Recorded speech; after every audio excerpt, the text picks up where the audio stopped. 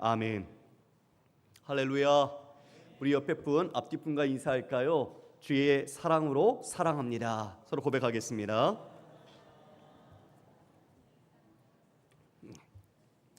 오늘 말씀 제목은 끊을 수 없는 하나님의 사랑, 끊을 수 없는 하나님의 사랑이라는 제목으로 여러분과 말씀을 나누겠습니다. 성도 여러분, 바울이 이 로마서를 통해서 로마 교회에 복음이 그리고 예수 그리스도 그 핵심의 내용을 전하고 있죠.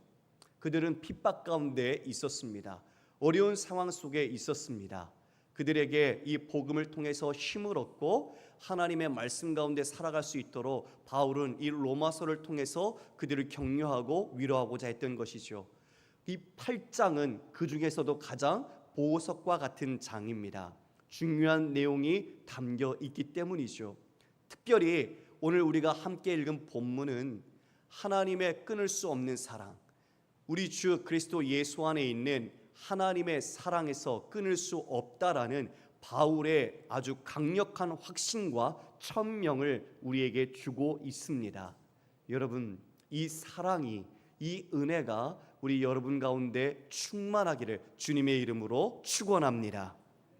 그 사랑이 우리의 인생뿐만 아니라 우리의 믿음의 이 여정길을 어떻게 인도해 가고 있는지, 그리고 왜 우리의 구원은 변함없이 하나님의 은혜 가운데 이루어질 수밖에 없는지, 그것이 바로 그리스도의 사랑으로 우리의 온 삶을 어떻게 덮고 있는지 우리가 확인함으로써 신자된 우리의 삶 그리고 우리의 인생의 목적이 다시 한번 말씀이라는 하나님의 사랑이라는 선로 위에서 탈선하지 않고 끝까지 목적지까지 향하는 그런 은혜가 있기를 원합니다. 여러분, 우리 말씀 31절을 함께 읽겠습니다. 시작. 그런즉 이 일에 대하여 우리가 무슨 말 하리요? 만일 하나님이 우리를 위하시면 누가 우리를 대적하리요? 그런즉이라고 말합니다. 이 일에 대하여, 이것은 그 앞서 말한 하나님이 이루시는 구원의 과정들을 말해주고 있죠. 바로 위에 있는 짧게는 29절과 30절입니다. 하나님께서 우리를 미리 아셔서 택하시고 그리고 부르시고 우리를 의롭게 하시고 우리를 영화롭게 하셨다. 이 모든 시제가 과거로 기록되어 있음은 하나님께서 반드시 이루시겠다는 하나님의 강력한 의지와 열심을 담고 있는 거죠. 즉 구원에는 우리 인간이 갖고 있는 어떠한 행동이나 또 다른 것들도 전혀 영향을 미칠 수 없다는 것입니다. 성도 여러분, 하나님은 자신의 기뻐하심을 따라 모든 일에 뜻하십니다. 그리고 그 뜻을 따라 이루시고 이루신즉 선하다라고 말하고 있습니다. 그래서 이 모든 만물의 제1의 원인이요 최고의 원인이 하나님의 뜻입니다. 하나님은 뜻하신 그 일을 반드시 성취하시기 때문이죠. 그래서 우리를 택하시고 부르시고 그렇게 의롭게 하시고 영화롭게 하신 것은 결코 변개되거나 취소될 수가 없습니다. 바로 그 사랑, 바로 그 은혜가 이와 같이 우리에게 주어져 있다라고 이야기하면서 우리가 무슨 말을 여기에 더 보탤 수 있겠는가 이렇게 질문하고 있죠. 이에 만일 하나님이 우리를 위하시면 누가 우리를 대적하겠는가라고 답하고 있습니다. 성도 여러분, 하나님이 우리를 위하시면 그 누구도 우리를 대적할 수 없다는 것은 하나님께서 우리를 보호해 주신다는 것을 담보하고 있는 겁니다. 하나님이 여러분이 믿음으로 의의 길을 갈 때, 그리고 우리가 믿음으로 말씀을 순종하고자 할 때 외부의 세력들이, 악과 이런 사단의 세력들이 우리를 힘들게 하지만 그들이 우리를 대적할 수 없음은 하나님이 우리를 위하고 계시다. 주님이 우리 편에 서셔서 우리와 싸우시고 우리에게 이 미리 승리를 주셨다는 것을 우리가 분명히 알아야 한다는 것입니다. 할렐루야. 여러분, 싸움 가운데 있습니까? 매일매일 치열한 영적 전쟁터에 혹시 계십니까? 크고 작던 우리는 다 그와 같은 싸움을 하고 있습니다. 집안에서건 아니면 회사이건 학교건 아니면 우리가 몸담은 공동체건 그리스도인은 말씀으로 살려고 하는 그 모든 순간부터 이러한 외적인 위에 반하는 불의와 악의 세력들로부터 싸움을 하게 되어 있습니다. 그 싸움에서 하나님이 우리를 위하시니, 우리 편에 서셔서 싸우시니 그 누가 우리를 대적하겠는가? 바울은 강력하게 우리에게 하나님이 우리의 승리를 이루셨음을 말씀해 주고 있는 것입니다. 여러분, 두려워하지 마십시오. 여러분, 그 사건과 그 상황과 그 문제에 여러분이 매몰되지 마십시오. 우리가 그것을 우리의 마음에 두기 시작할 때 우리는 하나님이 아니라 그것을 묵상하게 될 것입니다. 묵상할수록 작은 것이 점점 커지게 될 것입니다. 그래서 우리는 하나님이 우리를 위하신다는 그 말씀을 기억할 때 하나님께로 향하는 순간 우리는 이미 이 모든 것에서 승리한 자인 줄 믿으시길 바랍니다. 하나님이 성취하셨기 때문이죠. 자, 이처럼 우리를 보호하실 뿐만 아니라 32절에서 자기 아들을 아끼지 아니하시고 우리 모든 사람을 위하여 내주신 이가 어찌 그 아들과 함께 모든 것을 우리에게 주시지 아니하시겠느냐. 하나님께서 여러분에게 이 모든 것을 공급해 주신다고 말하고 있습니다. 자기 아들을 아끼지 않고 내어주신 이가 무엇을 아끼지 않겠는가? 무엇을 아껴서 주지 않고 두겠는가? 다 후히 주시겠다라는 하나님의 말씀이 지금 이와 같이 바울로 고백되고 있는 거죠. 성도 여러분, 하나님께서 우리를 어떻게 사랑하시는가? 이것이 스바냐서 3장 17절에 기록이 되어 있습니다. 남은 자들에게 주시는 하나님의 말씀이지만 우리에게도 동일하게 하나님이 이와 같이 사랑하십니다. 우리 함께 읽어볼까요? 시작. 너의 하나님 여호와가 너희 가운데 계시니 그는 구원을 베푸실 전능자이시라. 그가 너로 말미암아 기쁨을 이기지 못하시며 너를 잠잠히 사랑하시며 너로 말미암아 즐거이 부르며 기뻐하시리라 하리라. 하나님께서 우리에게 전능자로서 구원을 베푸실 뿐 아니라 우리를 얼마나 사랑하시는지 그 기쁨을 이기지 못하신다고 말합니다. 그리고 우리를 잠잠히 사랑하십니다. 깊이 그 무게감 있게 우리를 향한 하나님의 사랑이 넓은 바닷속에서 흔들림 없이 지나가는 그 묵직한 그 무서운 바다도 잠잠케 하시는 하나님의 그 놀라운 사랑이 우리를 이끌어 갑니다. 너로 말미암아 즐거이 부르며 기뻐하시리라. 하나님의 입에서 우리를 인하여 기쁨으로 찬송, 하나님께서 기뻐하여 노래를 부르신다고 합니다. 그만큼 바로 여러분 한 분 한 분을 하나님은 기뻐하시고 사랑하신다는 것을 믿으시기를 바랍니다. 하나님께서 우리를 언제 사랑하셨습니까? 우리가 아직 죄인 되었을 때에, 즉 하나님이 누구신지도 선이 무엇인지도 알지 못할 때에 우리를 위해서 자기 아들을 내어주셨습니다. 그리고 그로써 하나님께서 우리를 향한 자기의 사랑을 확증해 주셨습니다. 성도 여러분, 아브라함이 그 약속의 자녀 이삭, 참 어렵게 얻은 아들 이삭을 죽이려고 했을 때에, 그를 번제물로 드리라는 말씀에 순종하여 그를 내리치려 할 때에 하나님께서는 그것을 아브라함아, 아브라함아 멈춰라, 그 아이에게 손대지 마라 말씀하시면서 그 아이 이삭의 생명을 붙들어 주셨습니다. 그런데 하나님께서는 자기 아들을 우리를 위하여 희생 제물로 내어 놓으셨습니다. 어찌 그런 사랑을 할 수 있을까요? 어찌 그런 깊은 사랑을 우리를 위하여 베푸실 수 있을까요? 제 자신을 돌아보아도 그런 사랑을 받을 만한 근거나 자랑이나 자랑이 전혀 없음에도 불구하고 하나님께서 우리를 죄인 되었을 때에 그와 같이 사랑해 주셨다는 그 깊은 사랑, 지금도 여전히 그 사랑에 갈급하고 그 사랑을 이해하고자 하는 마음 속에서 저도 기도하고 그 갈급함에 열심히 하나님을 향하고 있습니다. 사랑하는 성도 여러분, 우리가 그 사랑을 받았습니다. 그 사랑은 우리에게 넘치도록 하나님께서 모든 것을 공급해 주십니다. 그런데 우리는 그 사랑에 대한 오해를 하는 것 같습니다. 내가 소망하는 것, 내가 간절히 바라는 것을 하나님께서 들어주지 않으면 나를 사랑하지 않는다라고 생각하는 겁니다. 왜 이것을 이와 같이 기도하는데 들어주지 않습니까? 내가 이렇게 간절히 바라는데 왜 이것을 응답해 주지 않습니까? 우리가 하나님의 사랑을 그런 2차적인 부수적인 선물과 자신이 원하는 것 속에서 확인받으려고 하는 우리의 마음이 있는 것 같습니다. 그러나 여러분, 우리가 그 선물을 받는다고 생각합시다. 그 선물로 받아서 감사함이, 그리고 그 만족함이 얼마나 오래 갈까요?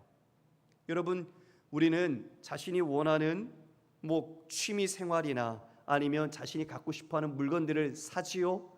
사서 그것을 갖고 있지만 그것에 대한 기쁨, 그것으로 인한 즐거움이 얼마나 가던가요?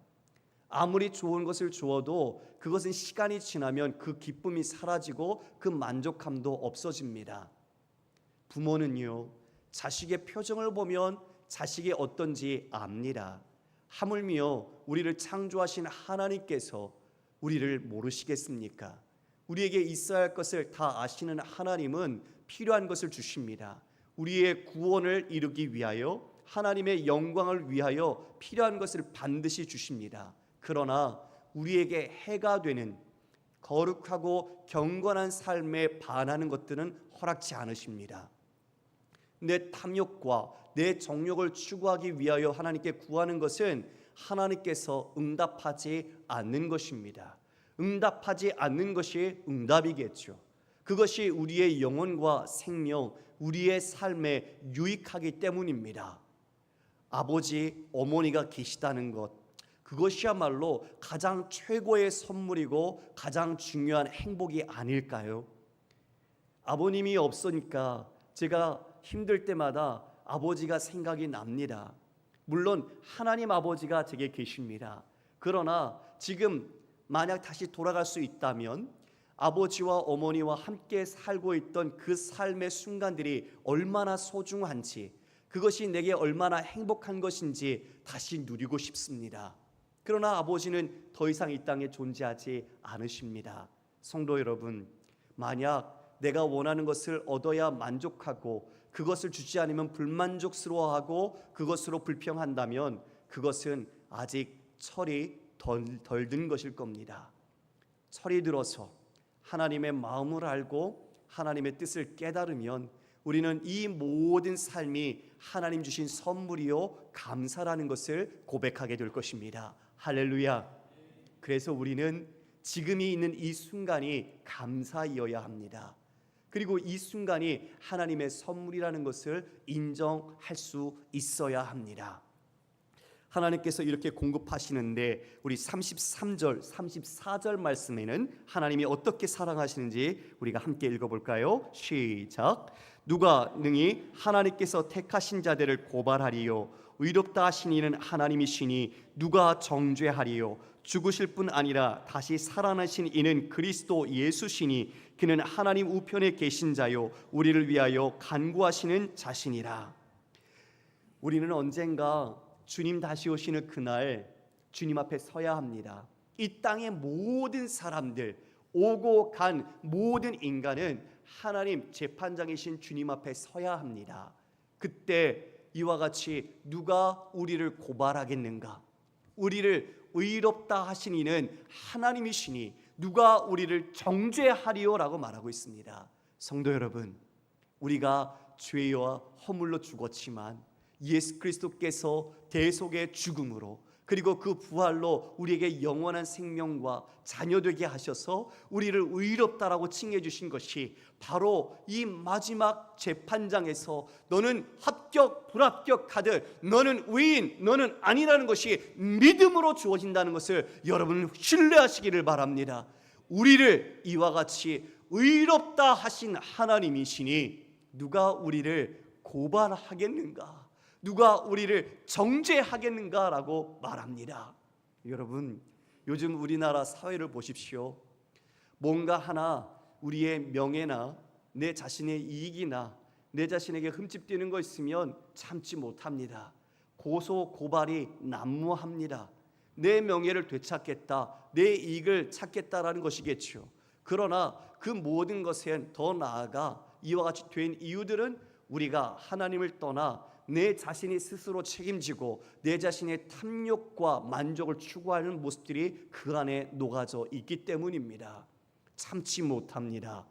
성냅니다. 불의합니다. 사랑이 식어갑니다. 그러나 하나님은 우리를 의롭다 하십니다. 의로운 것 하나 없는 우리를 그 예수 그리스도의 보혈로 씻으셔서 너는 내 사랑하는 의로운 자녀라고 인쳐 주셨습니다. 그리고 그분은 무엇 하십니까? 예수 그리스도께서는 지금도 하늘 보좌 우편에 오르셔서 우리를 위하여 간구하신다고 합니다. 여러분, 그분이 우리를 위하여 십자가 지시고 죽으셨고 부활하셨는데 우리에게 비난하시겠습니까? 우리에게 정죄하시겠습니까? 우리에게 고발하시겠습니까? 우리를 살리려고 죽으신 예수께서 지금도 하늘 보좌 우편에서 중보하고 간구하고 계시는데 우리를 정죄하시겠습니까? 아니지요. 이처럼 하나님이 우리를 의롭다 하시고 예수 그리스도께서 지금도 우리를 위하여 간구하고 계시고 그 바로 성령께서는 우리 안에 들어오셔서 우리를 위해 하나님의 뜻을 따라 말할 수 없는 탄식으로 기도하고 계십니다. 삼위 하나님께서 이와 같이 우리를 위하시고 우리를 사랑하심이 우리 모두에게 부어지고 있는지 믿으시길 바랍니다. 하나님이 우리를 이와 같이 사랑하십니다. 바울이 그래서 이렇게 고백합니다. 35절, 36절 우리 함께 읽어볼까요? 시작. 누가 우리를 그리스도의 사랑에서 끊으리요? 환난이나 곤고나 박해나 기근이나 적신이나 위험이나 칼이랴. 기록된 바 우리가 종일 주를 위하여 죽임을 당하게 되며 도살당할 양같이 여김을 받았나이다 함과 같으니라. 바울이 누가 우리를 그리스도의 사랑에서 끊으리요? 그리스도의 사랑에서 분리시킬 수 있겠는가 말합니다. 예수 그리스도는 우리의 머리가 되시고 우리는 그분의 몸 지체입니다. 여러분, 우리가 주님에 떨어지면 우리는 죽습니다. 결코 떨어질 수 없다는 바울의 강력한 말이 이와 같이 끊으리오라는 그 질문 속에서 우리에게 나타납니다. 그런데 여러분, 혹시 여러분이 죄를 짓고 하나님 앞에 범죄하고 난 뒤에 자기 스스로 정죄하면서 나는 하나님께 사랑받을 자격이 없어, 나는 하나님께 가까이 나갈 수 있는 사람이 아니야 라고 생각하고 있지 않습니까? 이 자리에 앉아 계신 분들 가운데 나의 죄 때문에 내 자신조차도 스스로 용납하지 못할 실수와 죄 때문에 나는 하나님께 정죄받을 거야, 나는 하나님께 고발당할 거야, 나는 하나님께 자유할 수 없어, 이와 같이 여기고 있는 사람은 없습니까? 아니요. 아니면 더 이 자리에 앉아 있지만 하나님의 사랑이 먹먹하게 느껴지고 하나님의 사랑을 느끼지 못하는 분은 혹시 없습니까? 왜 그럴까요? 왜 그와 같은 마음을 가졌을까요? 하나님을 사랑하지 않기 때문입니다. 하나님의 사랑을 깨닫고 하나님을 사랑하지 않기 때문에 그 사랑을 느끼지 못하는 겁니다. 온 내 주위에 하나님의 사랑이 가득, 은혜가 가득하게 있음에도 불구하고 내 자신이 하나님을 찾지 않고 하나님을 사랑하지 않기 때문에 그 사랑을 느끼지 못하는 것입니다. 여러분, 짝사랑해 보신 적 있지요? 짝사랑하면 고통스럽습니다. 자기는 엄청 좋아하지만 상대방은 자신의 마음을 몰라주죠. 우리 주님께서 우리를 그와 같이 크게 사랑하시는데 우리는 다른 사랑, 다른 마음을 갖고 있는 겁니다. 그래서 주님이 사랑하신다는 것을 알지 못하고 내 자신이 죄를 지을 때 하나님의 사랑이 그 죄 속에서 우리를 고발하지 못하고 우리를 정죄하지 못한다는 하나님의 의로우심을 믿지 못하고 스스로 정죄하고 자책하는 것입니다. 여러분, 그런 마음을 버리십시오. 그리고 그런 마음이 들거든 성령께 도우심을 구하며 기도하십시오. 하나님의 사랑을 깨닫게 해주십시오. 그 십자가의 사랑을 내가 온몸으로 알게 해주십시오. 그리고 그 사랑에 내가 순종하며 하나님과 함께 사랑하는 관계로 살아가게 해주십시오. 기도하십시오. 성령께서 반드시 여러분을 그와 같은 은혜로 인도해 주실 것입니다. 구주께서 이 땅에 오셨을 때 바리새인과 서기관들이 간음하던 여인을 현장에서 붙잡아서 예수님 앞에 끌고 왔습니다. 그리고 말합니다. 모세의 율법에 따르면 이 여자는 돌로 쳐서 죽이라고 했습니다. 어떻게 할까요? 이것은 예수님을 시험하기 위한 것이었습니다. 예수님께서 말씀하십니다. 죄 없는 자가 먼저 돌로 치라. 그 말씀 앞에 한 사람 한 사람씩 다 사라졌습니다. 그리고 그 간음한 여인만 남았습니다. 그리고 말씀하십니다. 너를 고발하던 자가 어디 있느냐?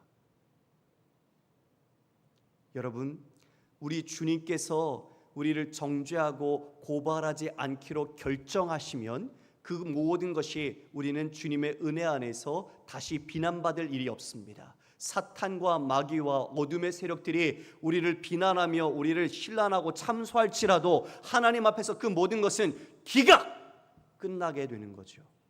하나님이 그것을 정죄하지 않고 고발하지 않는 자가 복된 우리입니다. 할렐루야.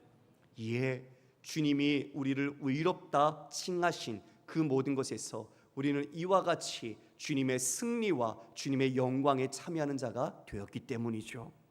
지금 바울은요, 우리를 그리스도의 사랑에서 끊을 수 없다라고 하면서 환난과 곤고와 핍박, 그리고 박해와 기근, 이런 적신과 위험과 칼, 이런 위험의 요소들을 이야기합니다. 자, 여러분, 이 모든 것은 바울이 겪었던 겁니다. 바울이 복음을 전하기 위해 그 모든 사명 감당하기 위해 겪었던 것들입니다. 바울이 그 모든 것을 겪으면서도 하나님의 사랑이 끊이지 않았다는 것, 하나님의 사랑이 나를 붙잡고 있었다는 것을 자신의 경험 속에 신뢰하면서 이 고백을 말하고 있는 것이죠. 성도 여러분, 바울이 예수님을 만났을 때 두 가지 질문을 던졌습니다. 주님 누구십니까? 주님이 누구신지 알았습니다.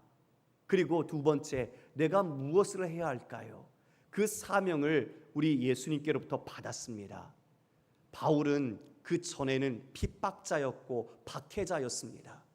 자신이 그와 같이 하나님 앞에 불충하고 잘못된 모습을 행했었죠. 그런데 예수 만나고 자기가 미안해서 죄책감에 그와 같이 충성했을까요? 여러분, 우리는 주일마다 회개 기도를 하고 우리가 매번 자신의 개인 골방 기도에서도 회개 기도를 합니다. 여러분, 회개 기도하면서 스스로 내가 지은 죄 때문에 자책하지만 하나님 앞에 용서를 구하지만 여러분이 그 용서의 그 미안함 때문에 여러분 한결같이 이 믿음 생활할 수 있던가요? 아니죠. 결코 우리의 도덕, 우리 안에 있는 양심과 정의로는 이 믿음을, 이 신앙의 사명을 감당할 수 없습니다. 무엇 때문에 가능했을까요? 하나님께서, 예수 그리스도께서 바울을 끊임없는 사랑으로 붙들어 주신 것입니다. 그래서 그가 이 모든 죽음이나 환난이나 곤고나 적신이나 자신의 모든 위험이나 칼 가운데서도 굴하지 아니하고 하나님께 주신 사명과 삶을 능력 있게 감당할 수 있었던 것입니다. 그런데 우리는 지금 여기에 기술된 환난, 공고, 박해, 기근, 적신, 헐벗음, 이와 같은 위험이나 칼이 오면 하나님, 나 사랑하지 않죠? 하나님은 나를 이쁘게 여기지 않지요? 그렇게 생각하지 않습니까? 내게 고난이 오면, 내게 핍박이 닥치면, 내게 생명에 이런 위협이 오면 하나님 어디 가신 거예요? 뭐 하세요? 하나님 지금 나 이러고 있는데 뭐 하세요? 혹시 그렇게 우리가 하나님께 말씀하고 있지 않을까요? 하나님의 사랑과 하나님의 존재를 이와 같은 것 안에서 우리가 확인하려고 하지 않을까요? 여러분, 바울은 안 그랬어요. 바울은 이 모든 순간 속에서도 하나님을 향한 마음을 갖고 있었어요.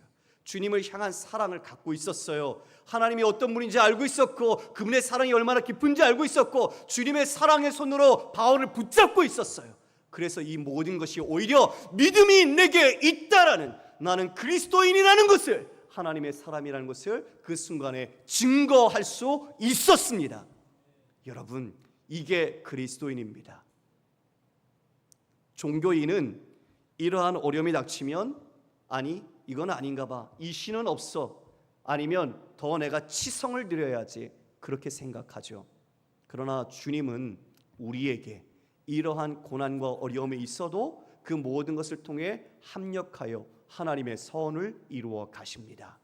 그러므로 여러분 삶에 고난이 있고 뜻하지 않은 일이 있을지라도 여러분 끊이지 않는 하나님의 사랑의 손길, 바로 그것을 의지하시길 바랍니다.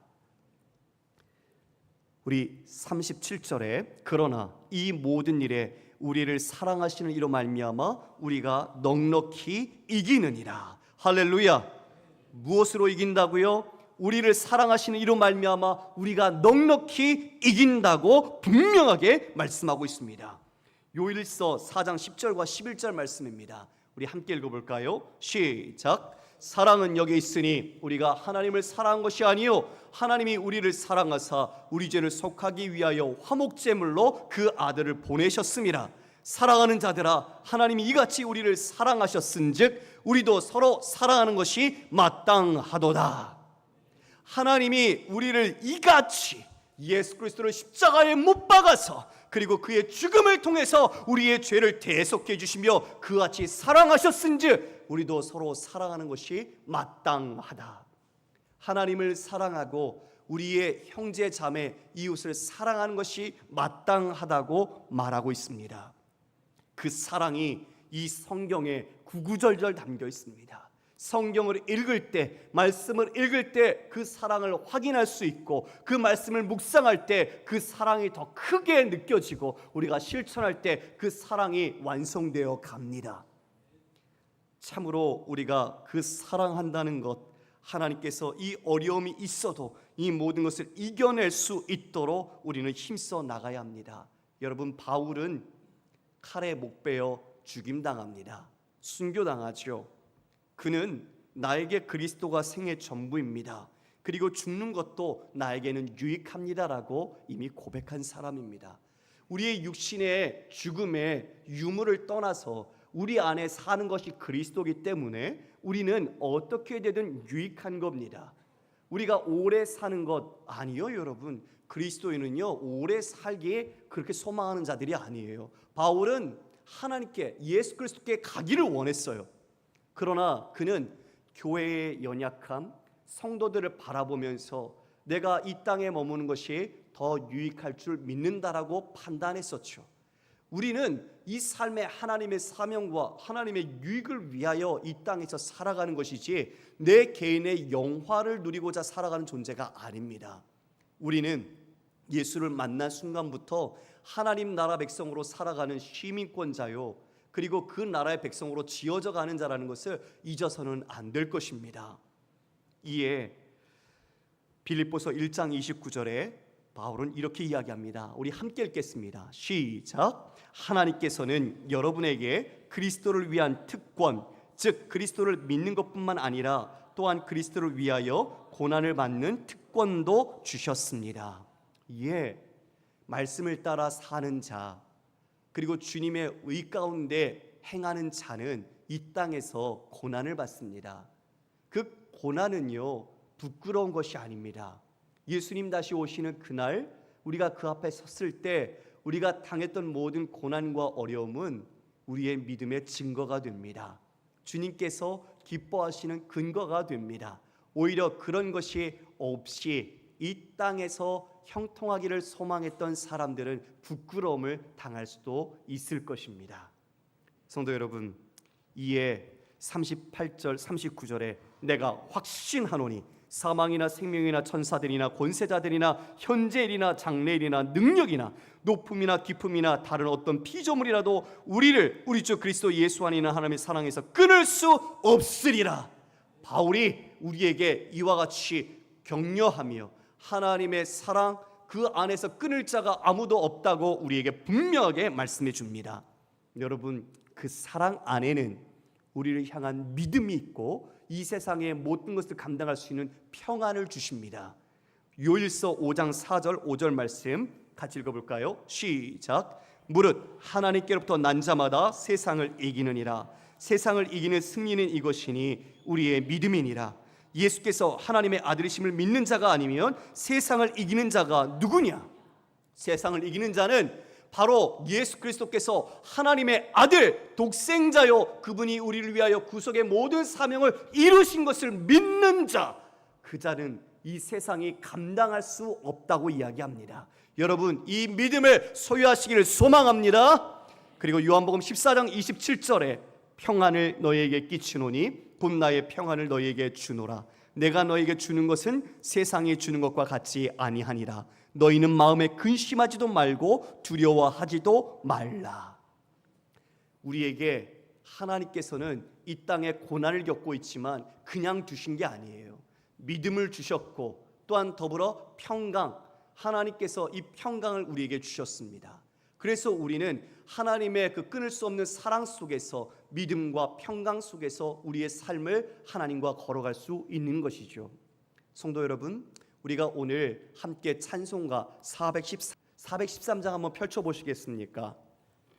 413장 위에 보면 왼쪽에 작사자가 기록되어 있습니다. H.G. 스패포드라고 되어 있죠. 네, 호레이시오 게이츠 스패포드라는 사람입니다. 그 사람이 1873년에 작시한 찬송시입니다. 여러분, 이 스패포드라는 사람은 19세기의 욥이라고 불렸습니다. 여러분, 욥이 어떤 사람이었습니까? 엄청난 고난을 당한 사람이죠. 바로 이 사람을 19세기의 욥이라고 부른 이유가 있습니다.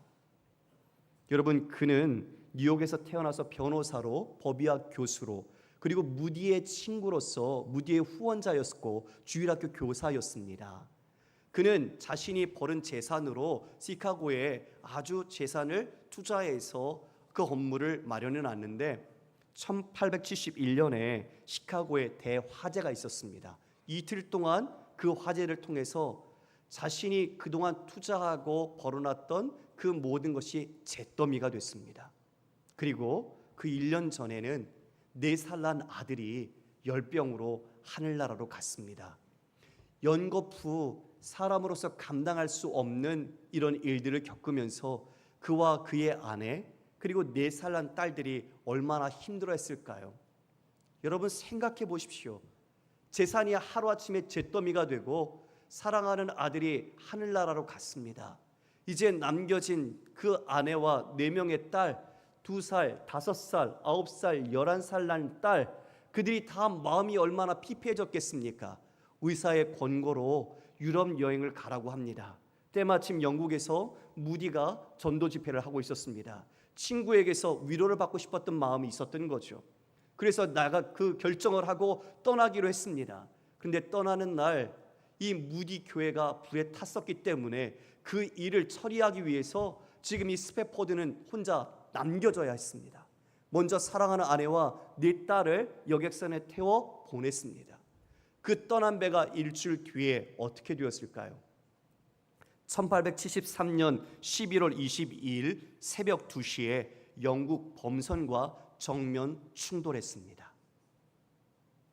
그 사고로 4명의 어린 딸은 다 물속에서 나오지 못했습니다. 오직 그 아내만 홀로 살아남았습니다. 전보를 통해 혼자 살아남았다는 비보를 남편에게 전했지요. 남편, 내 자녀를 잃고 뜻하지 않은 이 갑작스러운 상황 속에 얼마나 당혹하고 얼마나 마음이 아팠겠습니까? 홀로 살아남은 아내를 만나기 위해 영국으로 향합니다. 대서양을 건너던 그 배가 그 비극의 현장에 도달했습니다. 여러분, 그 바다를 보면서 누구를 떠올렸겠습니까? 자신의 눈에 넣어도 아프지 않을 사랑하는 딸들을 떠올리지 않았겠습니까?